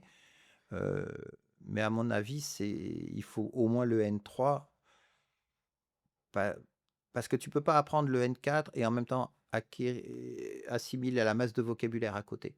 Hmm. Tu as double de travail. Si tu as le N3, tu peux comment dire, un peu abandonner les études.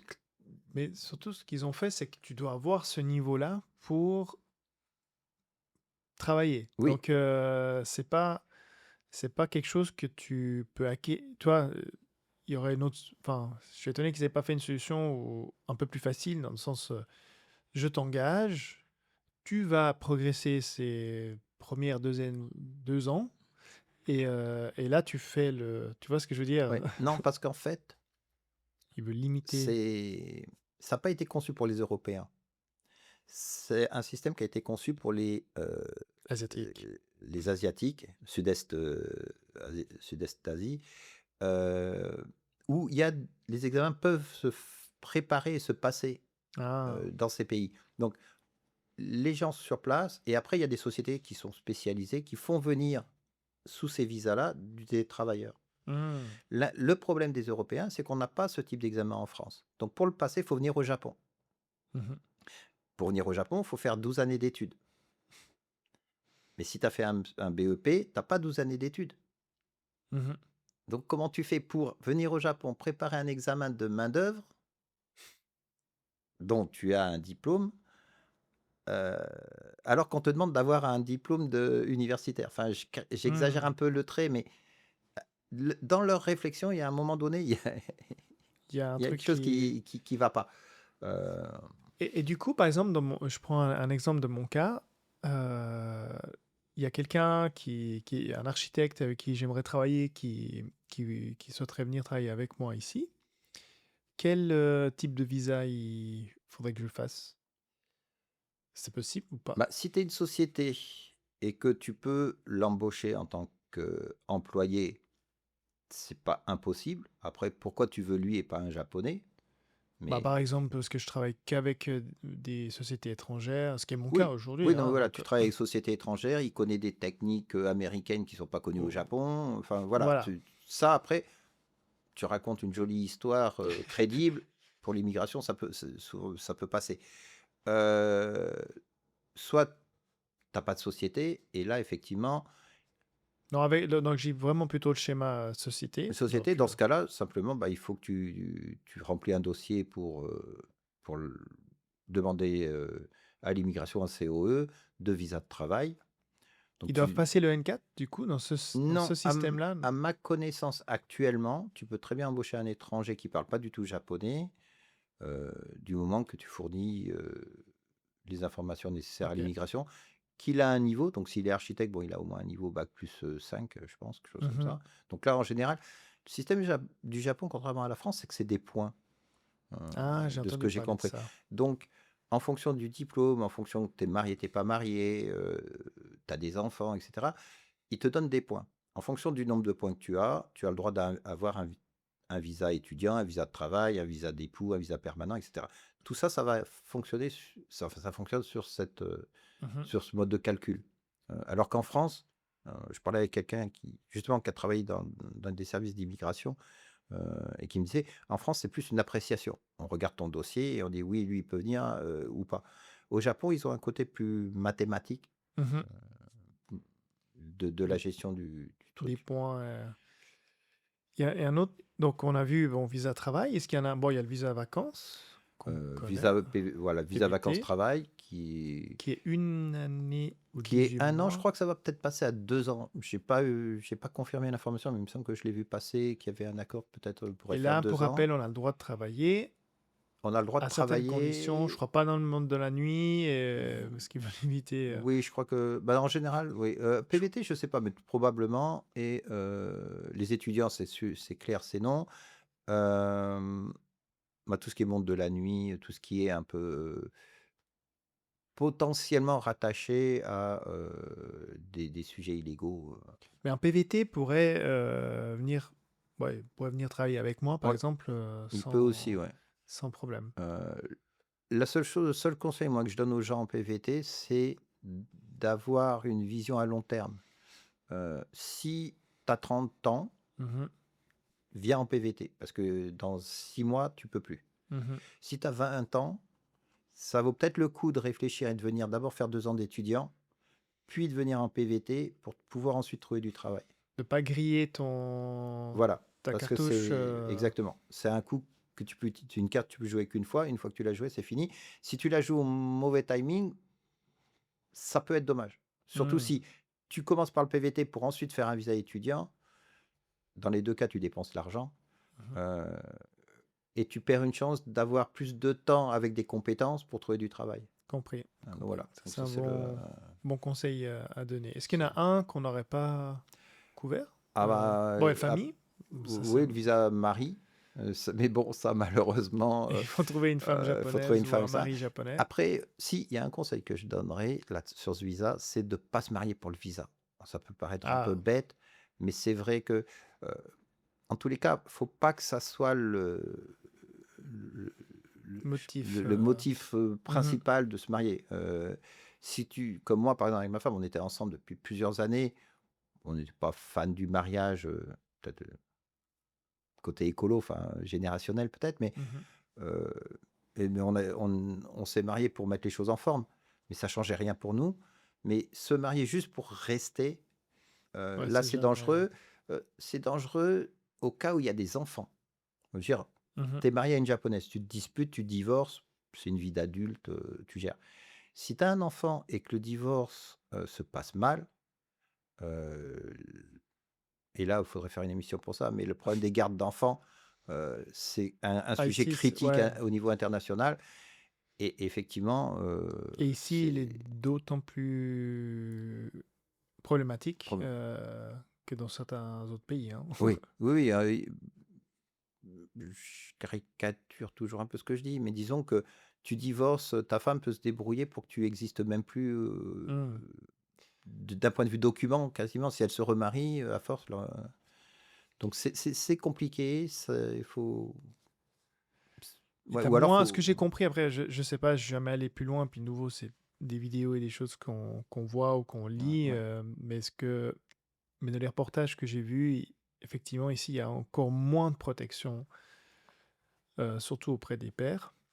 sur le droit de garde des enfants euh, par rapport, je veux dire, en Europe ou en Suisse, si tu divorces ou ça se passe mal, tu vas devant un juge. euh, alors, c'était pas moins le cas avant, même moi, j'ai cru comprendre que maintenant, ça a quand même un petit peu évolué avec le temps et que le papa a quand même droit Oui, il y a eu à une des certaine. accords il n'y a pas longtemps, je crois, ils ont voté une loi, mais ça reste, euh, dans le cas de la conciliation, c'est l'accord entre les parents, Ouais. mais par contre, la justice n'a pas le même pouvoir qu'en France. Et c'est une des raisons de ce que j'ai Ah. compris. Le juge dit, veuillez présenter l'enfant à monsieur. La maman dit OK, et puis le jour, ah mais non, mais mon fils, il n'est pas bien aujourd'hui. Pour le Mhm. bien de l'enfant, je ne peux pas l'amener. Et là, plus personne ne va bouger, c'est pour le bien de l'enfant. Hmm. Donc, c'est. Alors, les mamans peuvent être très bien, hein, c'est pas... et tu peux avoir une maman ou enfin la personne qui détient la garde, qui peut être abusive, etc. Si c'est pour le bien de l'enfant, il n'y a personne qui va bouger parce que c'est pas la police n'a pas à intervenir dans des questions familiales. Le Mhm. juge ne peut pas obliger la police, a priori, vraiment à aller prendre l'enfant de force. Euh, Il y a tous cette notion de droit qui n'est pas au Japon. Mm. Et on reproche au Japon de ne pas respecter la convention de La Haye, qu'il a signée. À ma connaissance, c'est pas exactement ça. C'est plutôt que la convention de La Haye dit que le pays doit tout mettre en œuvre pour faire appliquer la loi. Mais si tu n'as pas de loi qui te permet De l'appliquer. de l'appliquer, tu peux pas le faire appliquer. Enfin, Ouais, je vois ce que tu veux donc dire. on veut bien le faire, mais on n'a pas le droit d'aller dans la famille chercher l'enfant, donc on le fait pas. Du coup, ça crée des Et tu vois, situations et effectivement, après, tu as des cas dramatiques ouais, qu'on a entendu, dont on a qu'on entendu, qu'on entend suit. autour de nous. Et, Donc, le visa famille au rapprochement familial, familial, regroupement regroupement, familial. oui. Et c'est tout. Je crois qu'on a fait à peu près le tour Et des le visa visas. permanent Et le visa qu'on peut permanent. obtenir. Alors, à mon époque, c'était 10 ans, et depuis, ils ont rajouté des conditions, enfin, pas des conditions, mais des possibilités. Donc, je crois que c'est 3 ans. Et ça, tu Euh, accompagnes pour ça ou pas non, forcément, non. ça, il faut voir des avocats. Spécialisé. Ouais. J'ai des contacts, donc éventuellement, je dirige les gens Ok. vers des avocats francophones. Gyoshe, j'arrive jamais à le prononcer, Gyoshe Shoshi. J'ai un ce sur la langue quand je veux prononcer ce mot-là, mais qui sont spécialisés là-dessus. Ok. Bon, il me reste encore quelques années. J'en suis pas encore. J'en En suis pas fait, ça encore là. dépend. Le fait d'être marié, d'avoir éventuellement un enfant, etc., rabaisse la durée. Donc, dans mon Ah, cas, c'était 10 ans. Mais après, si tu as un enfant, etc., ou un certain niveau de revenus ou d'études, ça rabaisse le ouais, truc. il y avait aussi le fait que nous, par exemple, dans notre cas, ils comptent normalement aussi les années de mariage avant le Japon. Aussi, Sinon, ça peut jouer. Voilà. donc, Quand tu t'es marié à l'étranger. mais par contre, il y a quand même un niveau de japonais exigé que dont je ne sais pas le niveau qui est demandé, Alors là, jusqu'à quel point. moi, Bon, je me suis. quand je suis arrivé au Japon, je suis arrivé en octobre, et en décembre, on m'avait envoyé, éjecté, passer le N3. Mhm. Donc, quand j'ai fait ma demande, j'avais le N3. Parce qu'après, je n'ai jamais repassé d'autres. Donc c'est. Mais je sais pas honnêtement, je sais pas ce qu'ils demandent maintenant je le saurais peut-être parce qu'il y a des gens autour de moi qui veulent le demander, mais Je me suis pas renseigné plus que ça, j'avoue. C'est vrai qu'il y en a plusieurs qui m'ont dit que il le ferait pas. J'entends plein de choses autour de ouais, ce visa permanent qui est un peu. la seule chose, c'est que on dit toujours visa permanent. En fait, c'est plutôt une carte de résidence permanent. Mhm. Donc, il faut être au Japon avec un visa actif pour faire la demande. Moi, j'avais fait l'erreur. En fait, quand mon visa arrivait j'arrivais en fin de visa, et j'avais dit, bah, je veux un visa permanent. Et non, vous demandez un visa tout court, et après, vous viendrez faire une demande de visa permanent. Donc, en fait, c'est Tu dois déjà être autorisé à à être là. vivre et à Voilà. travailler ici pour pouvoir faire cette demande. Voilà. Je pense que c'est un peu comme la green card aux Ouais, États-Unis. je pense l'équivalent de la green Voilà. card. C'est pas enfin, en soi, c'est pas un visa au sens qui te permet de rentrer dans le pays. C'est quelque chose qui te permet d'y rester. Alors après, en théorie, la green card en Suisse, c'est le permis C. ça te donne un permis plus ou moins l'équivalent. On peut en théorie te mettre dehors si tu Oui, fais une bêtise, mais, euh, mais après ça te donne quasiment l'équivalent d'un japonais oui. ou, Oui, si ils ont changé un peu la loi, je crois. Maintenant, si tu payes sauf pas si tu tes votes, impôts ou des choses comme ça, maintenant ils peuvent te le retirer. Avant, une fois que tu l'avais, c'était définitif. c'était Donc, maintenant, il définitif. y a effectivement quelques conditions, mais bon, si tu vis normalement, tu payes tes impôts. Tu fais pas de bêtises ou euh, et encore, je crois que même pas. Je crois que c'est surtout une question d'impôts. Si tu payes pas la Sécu et tout ça, Ok, et ok, puis là, même parce que ça, ils ont besoin, donc ils sont renforcés un petit peu ce domaine. Euh, tu, euh, donc, tu as ton visa en permanence. Euh, et t'as tous les mêmes droits, sauf le droit de vote, au Voilà. final. C'est... Donc moi, honnêtement, je vois pas l'intérêt de prendre la nationalité japonaise. Euh, En plus, ça m'obligerait à perdre ma nationalité. Mhm. Euh, et je suis pas spécialiste de la question, mais j'ai une fille de 15 ans, donc je me suis un peu penché sur le truc. Ma fille est née au Japon, franco-japonaise, et elle restera toute sa vie franco-japonaise. Mhm. Si moi, je veux devenir japonais, ou si ma femme voulait... si moi, je veux devenir japonais, je suis obligé de faire les démarches pour perdre ma nationalité française. Mhm. Et donc, je la perds réellement. Si ma femme veut devenir française, elle peut peut-être garder les deux nationalités parce qu'il n'y a pas de communication. Mhm. Donc C'est toujours un peu et la flou avec... France ne lui demande pas de perdre sa nationalité japonaise. Mhm. Donc, elle pourrait avoir les deux nationalités. Par contre, moi, je suis obligé de produire un papier comme quoi j'ai renoncé à la nationalité française et que ça a été homologué Ouais, pour avoir la nationalité japonaise. c'est... Ouais, Donc c'est il tordu y a cette... trois situations. Et effectivement, les enfants nés franco-japonais, eux, ont cette chance, c'est qu'ils restent franco-japonais. Ça, c'est vrai, parce que j'avais entendu que c'était jusqu'à 21 ans, puis que Non, soi-disant, après, ils devaient choisir, mais que personne... Enfin, dans la... on te demandait de choisir, mais qu'en fait, personne choisissait, parce que t'as pas à choisir. oui, mais Je suis né comme ça. alors, C'est faudrait que vrai, c'est j'ai pas les vrai, tu sais documents. un peu... Non, il y a un Français à Tokyo qui avait travaillé sur le sujet et qui avait fait un PDF, j'avais vu. A priori, non, on leur demande pas d'abandonner, en fait, ta nationalité. ta nationalité. Ils n'ont pas besoin de justifier de l'abandon de l'autre nationalité. Donc, ils restent. Donc, il reste comme ça, et point Voilà. barre. T'as pas... Heureusement. Et au pire, ils sont nés français, donc ils pourraient demander après leurs 18 ans, par exemple, la nationalité française. J'avais eu le cas d'une japonaise qui, elle, avait la nationalité japonaise, mais vivait en France, Mhm. de parents franco-japonais, donc à la base, elle était double nationalité, mais elle avait pris la nationalité japonaise, passeport japonais, et les gens à l'ambassade m'avaient dit, non, mais elle peut très bien nous demander quand elle veut le passeport français, il n'y a pas de souci. La seule condition, c'est que les parents aient déclaré au pays comme quoi les enfants sont nés. Oui, je Et pense c'est qu'il tout. faut qu'il y ait une Voilà. trace. Elle, en l'occurrence, habitait en France. Elle avait Ça peut être un problème dans le sens générationnel. C'est que si tu le fais pas, tu Oui, vois, voilà. ma grand-mère est espagnole, mais c'est mon grand-père qui nous a inscrits. Mon grand-père est italien, et c'est mon grand-père qui nous a inscrits à l'ambassade italienne, et je crois pas que ma grand-mère l'ait Il fait. fait. Ou je pense si je demande la nationalité espagnole, me demanderait beaucoup plus d'efforts. L'italienne, aucun problème. Ouais. Je dis bonjour, il retrouve les papiers, tu vois. Ouais, après, Mais ouais, par ça contre, peut j'ai être. pas inscrit mes enfants à l'ambassade italienne. Donc, aujourd'hui, pour l'Italie, ils n'existent pas, Ouais. si tu veux. Donc, ils ne sont pas. Mais avec l'Italie, par exemple, je crois que la France, c'est pareil. Il y a la citoyenneté du sang. Donc, normalement, de toute façon, de par le sang, Oui, c'est qu'une formalité, si tu veux. Moi, je vais à l'ambassade italienne, je dis que ça, c'est mes enfants. Tu peux pas renier leurs origines. leurs origines. Donc, ils sont.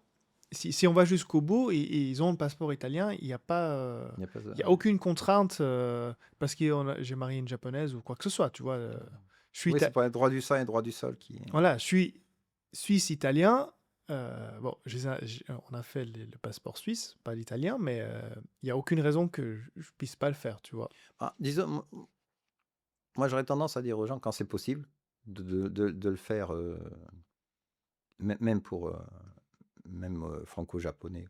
Mhm. Quand on peut, autant les inscrire euh, Partout. dès qu'on peut. Voilà, c'est fait. Et puis, c'est un peu comme le baptême. Quand tu as un bébé, tu le baptises, il fera ce qu'il veut sa vie. Moi, c'est un peu ce que pensaient mes parents. T'es petit, on ne sait pas ce qui va arriver, on te baptise. Après, tu fais bien ce que tu veux. Si tu veux être catholique, protestant, Ou autre. bouddhiste, on s'en fout.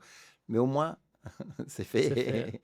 Et Ouais, ça, voilà. t'as pas tort. Il y avait aussi une autre approche que je trouve intéressante, c'est que quand tu as plusieurs passeports, surtout dans la phase active, et on parlait des PVT, et les PVT à l'époque, il y en avait un qui me disait, bah tu vois, moi, j'ai fait mon PVT en Australie avec mon passeport italien, parce que l'accord entre l'Italie et l'Australie, c'était 2 ans. Enfin, je me souviens Oui, pas, c'était exactement ça. Mais l'accord entre la Suisse et l'Australie, c'était une année. ah Donc oui, des fois, voilà. ça vaut la peine de regarder ces petits détails.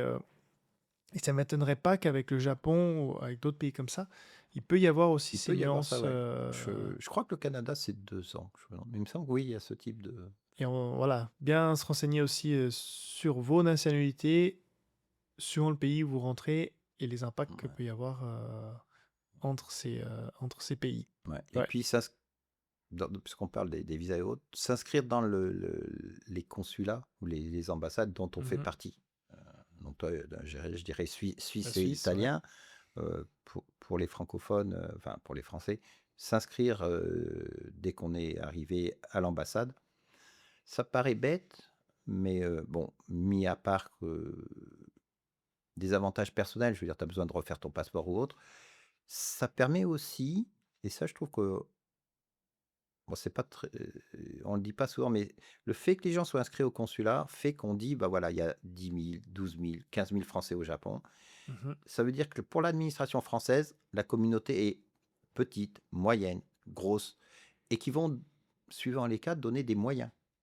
Mhm. Il y a des plafonds pour tel ou tel, je sais pas moi, par exemple, pour avoir 2 consulats, si tu as 100 Français ou si tu en as 5000, tu auras ou pas un consulat, tu auras ou pas un service.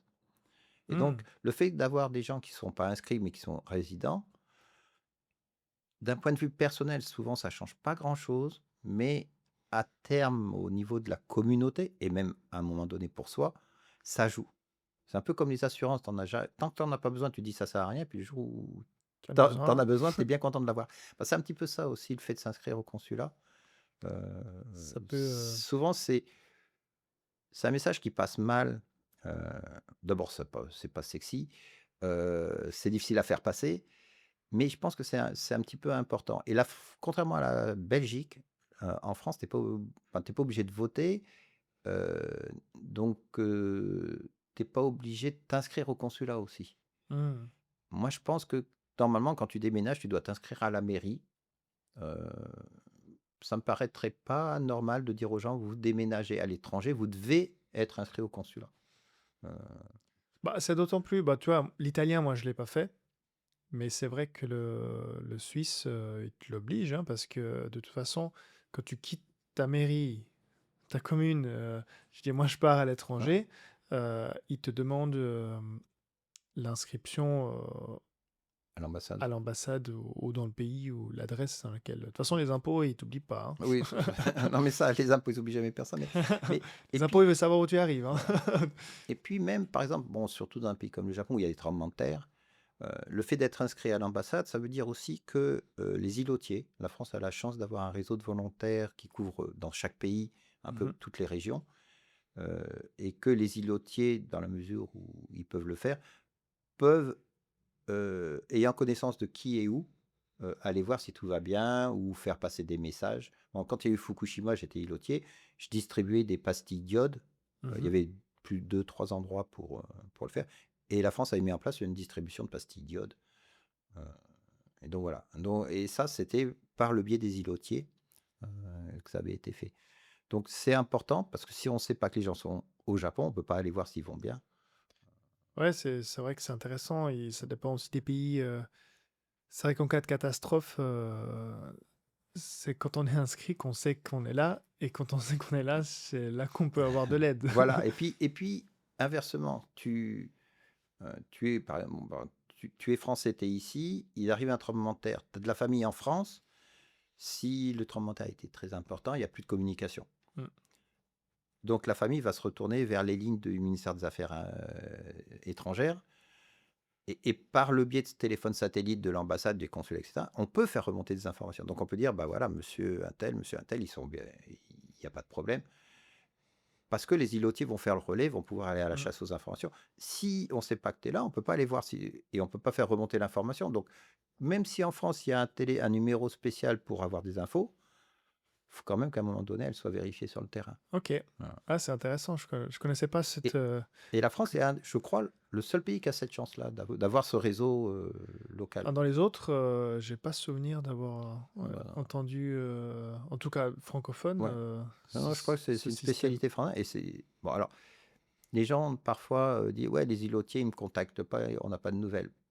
Mais c'est bien. Si vous avez des nouvelles, ça veut dire qu'en général il y a un gros problème. On n'est pas le rôle des îlotiers, c'est pas de s'occuper de la vie quotidienne des gens. C'est qu'en cas de C'est d'être là, voilà, catastrophe, de pouvoir. Je veux dire, imagine à Kyoto, on a une consul actuellement. S'il y a un tremblement de terre, elle va pas cavaler dans tout Kyoto toute seule. Et vous êtes combien, tu as dit, On est d'îlotiers 3 sur Kyoto, et puis après, il y en a d'autres dans chaque département. Il y a 1, 2, 3 îlotiers. Ok. Ça reste des toutes petites équipes, hein, c'est pas. Mais votre rôle, c'est vraiment de prendre l'information, la diffuser. Voilà, prendre de l'information, aller éventuellement voir ce qui se passe, faire le lien entre l'ambassade et les Français sur une couverture géographique qu'on maîtrise Plus ou moins. plus ou moins. Ok. Bon, on arrive gentiment au bout. Choc ta faim alors. Moi, je commence à avoir faim. Exactement. Je sais pas si toi, tu as faim. Oui, j'ai faim aussi. Je suis très bavard aussi, donc les deux, moi les deux aussi, me conviennent. c'est pour ça que le temps tourne. Est-ce qu'il y a un point qu'on n'aurait pas parlé? Moi, tous les points, je pense qu'on en a parlé. On a fait un petit peu le tour. Les associations, donc simplement, oui, ça, je sais pas. En fait, quand je suis arrivé, donc je l'avais dit, j'ai créé les réunions franco-japonaises de Kyoto, donc il y a un peu près 30 ans. Et puis, plus récemment, donc j'ai créé des réunions franco-françaises, donc networking, je sais pas comment, je leur trouve pas un nom sympa, mais réunion de networking pour essayer de permettre aux Français de Kyoto de se rencontrer parce qu'on n'a plus d'occasion de se retrouver autour d'un événement qui soit pas rattaché à quelque chose. Avant, on avait le 14 juillet. On était 600, on est passé à près de 3000, ça serait plus gérable. Mais on avait ce 14 juillet une fois par an qui permettait de retrouver un petit peu tout le monde. Donc voilà, donc j'ai créé ça. On est en général une vingtaine à peu près à Kyoto. Il y en a qui ont lieu aussi à Osaka. Donc ça permet d'échanger des informations entre des gens qui se rencontreraient pas habituellement. Donc ça, c'est les 2 réunions. Et puis l'année dernière, on a aussi créé donc l'UFE Japon de l'Ouest, puisque l'UFE était qu'à Tokyo, enfin l'UFE du Japon, mais ils étaient basés à Tokyo. Et il y a quand même une différence entre les Français qui habitent Tokyo et ceux qui habitent entre Nagoya et Okinawa, en termes de population. Et donc, avec une quinzaine de Français, on a décidé de créer le Japon de l'Ouest pour couvrir cette population. Et notre particularité, enfin le point pour nous, c'est d'essayer d'organiser une fois par mois une réunion en ligne pour que les gens qui sont à Tottori, Kyoto, Osaka, Kobe, Okinawa, puissent se parler et garder ce lien. Et on parle de tout, voyage, nourriture, vacances. C'est pas dirigé, c'est libre, comme si on se retrouvait au café, mais à distance. Association, voilà, plutôt de rencontres et de... Et si les gens veulent nous retrouver, c'est sur les liens. Tu nous partageras de toute façon. Je te donnerai les liens. Oui, volontiers. Tous tes liens, les liens pour que les gens puissent te contacter, les liens, que ce soit LinkedIn, Insta ou... J'ai un peu tout, mais, voilà, mais sur Facebook, beaucoup, je suis un peu vieux, donc beaucoup sur Facebook. Mais pareil, normalement, il y a Instagram aussi. Sur ton site, sur les différentes écoles et les différents sites, parce que tu avais mentionné Oui, plus ou moins. j'ai 3 sites. Voilà, donc tu me donneras tous les Je te sites donnerai tout, puis voilà. avec ceux, parce que c'est aussi des Japonais qui nous écoutent et qui s'intéressent. C'est pas le même site C'est pas le même site, donc que c'est chaque. les Français ou francophones qui veulent venir travailler ici. Ouais, j'ai choisi la solution Ouais. de facilité. Un site Je pour moi. je vois. Et on mettra tout ça en lien. Et si j'en oublie, n'hésitez pas à faire un commentaire. De toute façon, les descriptifs, je peux les changer à volonté. Voilà, et puis Pas comme la ça, il sera vidéo. obligé de me réinviter. Voilà, exactement. On fera un deuxième épisode. Non, sûrement, on se recroisera d'ici là. Oui. Merci pour tout. C'est moi qui te remercie. Et puis, je vous dis à une prochaine. Allez, À bientôt. ciao. Encore 1000 merci d'avoir écouté cet épisode jusqu'au bout. Si vous avez aimé, abonnez-vous pour ne pas rater les prochains. Et comme toujours, n'hésitez pas à le partager autour de vous. Je vous dis à très bientôt. Ciao.